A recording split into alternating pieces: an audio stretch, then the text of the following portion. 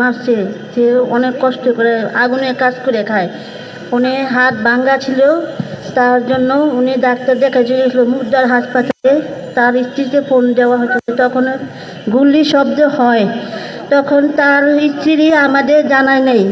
তখন রাত 4টা বাজে আমাদের ফোন আসছে, তখন আমরা দেখছি, যা দেখি এইভাবে ছাদলা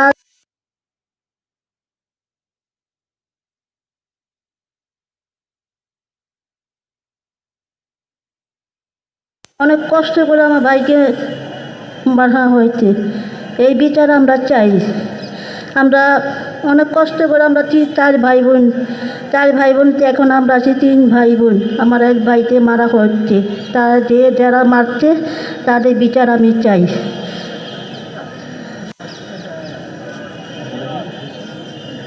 তার সঙ্গে করে দাঁড়ান কথা বলি।